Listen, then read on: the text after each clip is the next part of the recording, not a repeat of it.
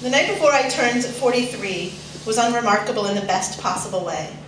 In the morning, I would celebrate the fact that I was alive and had outlived my mother. She died at 42 when I was 13. I thought about her as I fell asleep, as I always do.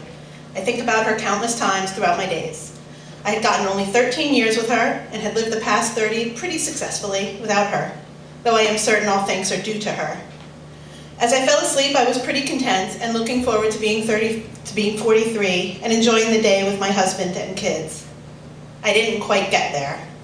In fact, I awoke with a jolt in the back seat of my parents' 1979 Caprice Classic. My mom was in the passenger seat. My mom, alive, though not well. The scene unfolded as it had 1,000 times in my head and haunted my memory since she died. She is babbling incoherently in the passenger seat. She can't catch her words, they won't come out right. She is frustrated and crying. My dad is telling her to calm down, and I'm in the back seat watching this again. Only this time, I'm 43. I look down at my pudgy 12-year-old body. My legs, they're so smooth and tan, never happens again. And my chest, it's so flat. And my mom is still trying to get her words out. I scream, "Dad, Mom's having a stroke. We need to get her to the emergency room now." He listens to me. This is how I know it can't be real. He never listens to me. But it can't be a dream. I've never had this dream before. The memory of this scene has haunted me, certainly, but I've moved on. I don't have nightmares, so maybe this isn't a dream. Now we are at the hospital. Now my mom is being admitted by the neurologist. We spend the night at the hospital. They release my mom, alive. And then the questions come. Will she die the following year? Will I wake up back in bed, 43 years old, in Chicago? I can't control what happens next, but at least this one thing is different. My mom was seen by a neurologist and diagnosed as having had a stroke, a small one, a TIA. I have no way of knowing if this diagnosis will prevent the following year's brain hemorrhage that killed her. Also this, I'm trapped in my 12-year-old body. This is really weird. I mean, really weird.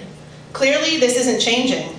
Weeks and months go by. I'm going to school every day. I'm in 7th grade again, as if it hadn't been awful enough the first time. But now I see this through my 43-year-old eyes. I have to go through 7th grade again, just like my son. And truly, 7th grade is torture. In my 12-year-old body, I feel just as awkward and uncomfortable as I did the first time. The girls are just as bitchy as I remember them. The boys just as clueless, and the teachers just as detached. Fast forward to March of the next year.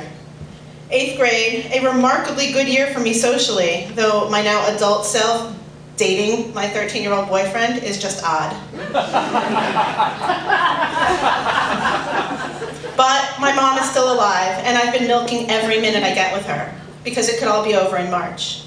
I'm prepared for this, as much as a daughter can ever be prepared for the death of her mom. I mean, I got this incredibly strange and incredibly wonderful gift of an extra year with her. It's been an amazing year, too. I'm best friends with my mom, which is helped by the fact that I am actually older than she is. I can't let on that I know what could happen to her. Why would my parents or anyone else believe me? They just say I'm wise beyond my years. They have no idea. And then it's March 19th, 1983. Did she die? Did she live? Did I get back to my current life? Can I introduce my mom to my husband, to her grandsons? Can I show her who I've become? Can I have my current life without losing her? Well, what ending would you choose if this were your fairy tale? Thank you.